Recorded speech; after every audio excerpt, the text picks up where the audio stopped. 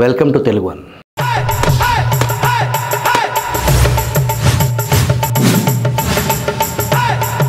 తిరుమల తిరుపతి దేవస్థానం దైవ సన్నిధిలో రాజకీయం నేడు కొత్త కాదు. రాజకీయాలకు తిరుమలను వాడుకోవటం అనేక దశాబ్దాలుగా జరుగుతూనే ఉంది. ఈ తంతు నేటి పిల్ల కాంగ్రెస్ వైసీపీ పాలనలో అంతకుముందు ఎన్నడూ వినని చూడని రీతిలో తిరుమలలో అనేక అపచారాల వార్తలకు వైసీపీ పార్టీకి వారి ప్రభుత్వానికి తిరుమల వేదిక అయింది. లేని పింక్ డైమండ్పై అనేక అసత్యాల విషయాన్ని చిమ్మినప్పుడు నేడు కోర్టులు స్పందించినట్టు నాడు స్పందించలేదు. తీవ్ర వ్యాఖ్యలు కాదు కదా, అసలు ఏ వ్యాఖ్య చేయలేదు. పింక్ డైమండ్ అయినా లడ్డు అయినా కోట్లాది మంది భక్తుల మనోభావాలకు సంబంధించిన అంశం. నాడు నేడు రాజకీయాలకు అతీతంగా గీత దాటకుండా భక్తుల మనోభావాలు, దేవాలయాల ప్రతిష్ట, వ్యవస్థల ప్రతిష్ట కాపాడటానికి రాజకీయ నాయకులు ప్రయత్నిస్తున్నారు అని చెప్పగలమా? ఇప్పుడు కోర్టుల్లో కేసుల విచారణ సందర్భంగా జడ్జిల వ్యాఖ్యలు రాజకీయాలు చేయొద్దు అని రాజకీయాలకు ఆస్కారం కల్పించినట్టుందని పలువురు విమర్శిస్తున్నారు. కేసు విచారణ ప్రాథమిక దశలో ఉన్నప్పుడు చేస్తున్న వ్యాఖ్యలు ఏదో ఒక రాజకీయ పార్టీకి అనుచిత లబ్ధి చేకూర్చేలా ఉన్నాయని పలువురు న్యాయ నిపుణులు అభిప్రాయపడుతున్నారు. ప్రాథమిక దశలో చేసే వ్యాఖ్యలు తీర్పుల్లో రికార్డు చేస్తారా అంటే చెయ్యరు. మరి తీర్పులో నమోదు చేయని అంశాలను ఉత్త నోటి మాట ఊసు వ్యాఖ్యలు చేస్తే రాజకీయ పార్టీలు రాజకీయ లబ్ధికి వాడుకోవటం సర్వసాధారణంగా మారింది. తిరుమల లడ్డు కల్తీపై ఏపీ ముఖ్యమంత్రి చంద్రబాబు ఎన్డీఏ మీటింగ్లో ప్రస్తావించడం రాజకీయంగా కలకలం రేపింది. సిట్టు విచారణ కాకముందే చంద్రబాబు ఎలా వ్యాఖ్యలు చేస్తారు అని ప్రశ్నించిన జడ్జి కోర్టులో కేసు విచారణ ప్రాథమిక దశలో ఉండగా ముఖ్యమంత్రి వ్యాఖ్యలపై వ్యతిరేకంగా వ్యాఖ్యలు చేయటం, కల్తీ లడ్డు నిజాన్ని నిగ్గు తేల్చడానికి కూటమి ప్రభుత్వం ఏర్పాటు చేసిన సిట్టు శీలాన్ని శంకించే అర్థం వచ్చేలా వ్యాఖ్యలు చేయటమని, సిట్పై రాజకీయ పార్టీలను ఉసిగొల్పటమనే వాదనలు కూడా వినిపిస్తున్నాయి. కల్తీ లడ్డు విషయంపై ముఖ్యమంత్రి చంద్రబాబు వ్యాఖ్యలు తప్పైతే కోర్టులో కేసు ప్రాథమిక దశలో ఉండగా చేసిన వ్యాఖ్యలు కూడా అంతే తప్పు అని పలువురు వ్యాఖ్యానిస్తున్నారు. టీటీడీ బోర్డు మాజీ చైర్మన్ జగన్ పిన్ని భర్త వైవి సుబ్బారెడ్డి, జగన్ అభిమాన ఆర్టిస్ట్ మాజీ ఎంపీ సుబ్రహ్మణ్య స్వామి, సుదర్శన్ టీవీ ఎడిటర్ సురేష్ ఖండేరావు, బెంగళూరుకు చెందిన డాక్టర్ విక్రమ్ సంపత్, దుష్యంత్ శ్రీధర్ అనే వ్యక్తులు ప్రజా ప్రయోజన వ్యాజ్యాలు దాఖలు చేశారు.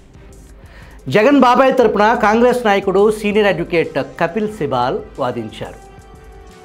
నాటి జడ్జి వ్యాఖ్యలు ఒక రాజకీయ పార్టీ నడిపే సాక్షి పత్రిక ఎలా కథనాలను వండివార్చిందో చూడండి. సాక్షి పత్రిక వార్త హెడ్డింగ్ చూడండి. ఎలాంటి ఆధారాలు లేవు, విచారణ చేయకుండా ఆధారాలు లేవు అని కోర్టు ఎలా చెప్తుంది? ఒకవేళ జడ్జి అలాంటి వ్యాఖ్యలు చేయకపోతే సాక్షి పత్రిక ప్రజలను తప్పుదోవ పట్టించినట్లే కదా. కోట్లాది మంది భక్తుల మనోభావాలను దెబ్బతీస్తుంది అని తెలియదా? భక్తుల మనోభావాలను కాపాడాల్సిన బాధ్యత ముఖ్యమంత్రి స్థానంలో ఉన్న చంద్రబాబు నాయుడుదా? లేదా అసలు కల్తీయే జరగలేదు, ఎటువంటి విచారణ అవసరం లేదు, సిట్టు బిట్టు ఏం అవసరం లేదు అని తేల్చేసిన జగన్కు, ఆయన శ్రీమతి నడిపే పత్రికకు భక్తుల మనోభావాలు, ఆలయ పవిత్రపై బాధ్యత ఉంటుంది అనుకోవచ్చా? ముఖ్యమంత్రి ప్రకటనకు పూర్తి విరుద్ధంగా టీటీడీ ఈఓ ప్రకటన, కల్తీ నెయ్యి విషయంలో టీటీడీ వైఖరి చాలా స్పష్టంగా ఉంది. సీఎం చేసిన ప్రకటనకు ఎలాంటి ఆధారాలు లేవు, దర్యాప్తునకు ఆదేశించినప్పుడు పదాల గారిడి ఎంతమాత్రం అవసరం లేదు అని సీఎం చంద్రబాబుపై ఘాటు వ్యాఖ్యలు సుప్రీంకోర్టు చేసింది అని సాక్షిలు వచ్చేశారు. అందువల్ల జగన్ గారు సిట్టు బిట్టు ఏం అవసరం లేదప్ప అని సెలవిచ్చారు. సిట్టులో ఏముంటుంది, రాజకీయమే అని కూటమి పాలకులు ఏం చెప్తే సిట్ రిపోర్టు ఆ విధంగా తయారవుతుంది అని సుప్రీంకోర్టు విచారణ తీర్పు కంటే ముందే జగన్ సార్ చెప్పేశారు. బహుముఖ ప్రజ్ఞాశాలి, కాలజ్ఞానం తెలిసిన తత్వవేత్త తప్పుడు పనులు చేయటం ఎట్లా, దాని నుంచి తప్పించుకోవటం ఎట్లా అనే దాంట్లో ఘనాపాటి కాబట్టి మన జగన్ గోర్ని సాక్షి పత్రిక నడిపే వైఎస్ భారతిని అభినందించాల్సిందే. ఇప్పటి వరకు పిల్ల కాంగ్రెస్ విశేషాలు చెప్పుకున్నాం. నాటి ఉమ్మడి రాష్ట్రంలో కాంగ్రెస్ పాలనలో నాటి పెద్దలు పవిత్ర పుణ్యక్షేత్రం తిరుమలలో సాగించిన రాజకీయాల లోగుట్టు రహస్యాలు మీతో పంచుకోవాల్సిందే. సెప్టెంబర్ 2, 2009 దివంగత నేత వైఎస్ రాజశేఖర రెడ్డి ఆకస్మిక మరణం. ఆ తర్వాత రోజు సెప్టెంబర్ 3, 2009 కొణిజేటి రోసయ్య ముఖ్యమంత్రి అయ్యారు. వైఎస్ క్యాబినెట్లో దేవాదాయ శాఖ మంత్రిగా పనిచేసిన గాదే వెంకటరెడ్డి రోసయ్య మంత్రివర్గంలో కూడా దేవాదాయ మంత్రిగా కొనసాగారు. డీకే ఆదికేశవులు నాయుడు నాటుసారా తయారు చేసే స్థాయి నుంచి విజయమాల్యా సహకారంతో IMFL Indian made foreign liquor తయారు చేసే స్థాయికి ఎదిగారు. నాడు YS Rajasekhara Reddy TTD board చైర్మన్గా డీకే ఆదికేశవులు నాయుడిని నియమించారు.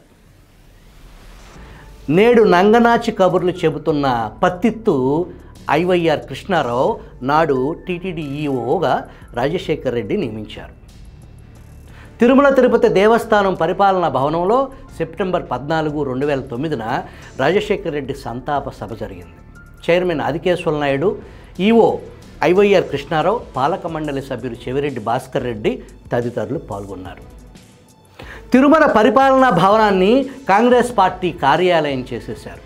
ఆ సందర్భంగా టీటీడీ ఈఓ గురువింద IVR కృష్ణారావు మాట్లాడుతూ దివంగత ముఖ్యమంత్రి వైఎస్ రాజశేఖర రెడ్డి ప్రతిపక్ష నేతగా ఉన్నప్పుడు తాను కడప జాయింట్ కలెక్టర్గా పనిచేసేవాడినని గుర్తు చేసుకున్నారు. ప్రజా సమస్యల పరిష్కారం కోసం తరచూ వైఎస్ తన వద్దకు వచ్చి కలిసేవారని చెప్పారు. వైఎస్ఆర్ పాలనలో 5 ఏళ్లు ఆర్థిక శాఖలో పనిచేసి టీటీడీ ఈఓగా రావటం వైఎస్ కోరిక మేరకే జరిగిందని, క్రమశిక్షణకు పరిపాలనా దక్షతకు వైఎస్ఆర్ మారుపేరని IYR పొగడ్తలతో ముంచెత్తారు. ఆనాటి పాలక మండలి సభ్యుడు చెవిరెడ్డి భాస్కర్ రెడ్డి మాట్లాడుతూ వైఎస్ రాజశేఖర రెడ్డికి రాష్ట్రంలో ఇష్టమైన ప్రాంతం మన తిరుపతేనన్నారు. ఆయన మరణ వార్త విని 400 మందికి పైగా చనిపోయారంటే ప్రజలు ఆయన్ను ఎంతగా అభిమానించారో అర్థమవుతుందని సెలవిచ్చారు. ఇదంతా కూడా తిరుమల తిరుపతి ప్రధాన కార్యాలయం పరిపాలనా భవనంలో జరిగింది. నాటి బోర్డు మెంబర్లు ఒంగోలుకు చెందిన వీరయ్య, తెలంగాణ నాటి కాంగ్రెస్ ఎమ్మెల్యే SC/ST సంక్షేమ సంఘం చైర్మన్ కాలే యాదయ్య టీటీడీ బోర్డు మెంబర్లుగా కొనసాగారు. ఆ సమయంలో తిరుమల సేవా టిక్కెట్ల కుంభకోణం జరిగింది. కుంభకోణంపై కొంతమంది హైకోర్టుకు వెళ్ళారు. హైకోర్టు ఆదేశాల ప్రకారం విజిలెన్స్ అండ్ ఎన్ఫోర్స్మెంట్ రంగంలోకి దిగింది. నిజాలు నిగ్గు తేల్చే పనిలో నాటి విజిలెన్స్ డైరెక్టర్ దినేష్ రెడ్డి అనే ఒక IPS అధికారి దూకుడు పెంచారు. ఆదికేశవులు నాయుడు అనుచరులు 5 కోట్లు పట్టుకుని విజిలెన్స్ ఎన్ఫోర్స్మెంట్ ఆఫీస్ చుట్టూ తిరుగుతున్నారు, కేసును మాఫీ చేసేందుకు అని అప్పట్లో పెద్ద ఎత్తున వార్తలు వచ్చాయి. విజిలెన్స్ విచారణ అధికారి దినేష్ రెడ్డిపై మాకు పూర్తి నమ్మకం ఉందని నాటి ప్రతిపక్ష నేత చంద్రబాబు ప్రకటించారు. ఆదికేశవుల ప్రయత్నం ఫలించలేదు.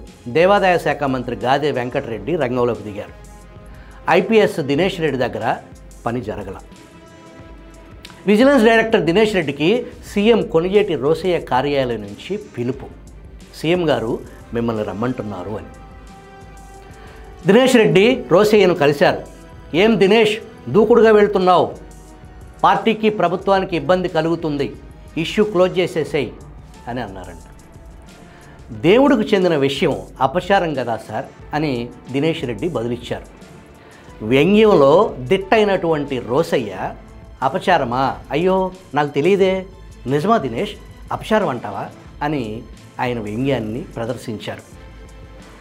ఇప్పటి పిల్లల స్లాంగ్లో కిండలు మింగటం అన్నమాట. నాటి కేసులో అరెస్టులు కూడా జరిగాయి. ఫలితం డీజీపీ అవ్వాల్సిన దినేష్ రెడ్డిని రోసయ్య పక్కన పెట్టేసి అరవిందరావును డీజీని చేశారు. కిరణ్ కుమార్ రెడ్డి పాలనలో దినేష్ రెడ్డికి డీజీపీ అయ్యే అవకాశం వచ్చింది. మేము చెప్పిన విషయాలు నిజమా కాదా అని చెప్పడానికి దివంగత నేత రోసయ్య మన మధ్య లేరు. మాజీ డీజీపీ దినేష్ రెడ్డితో ఈ విషయం చర్చించడానికి తెలుగు వన్ సిద్ధం.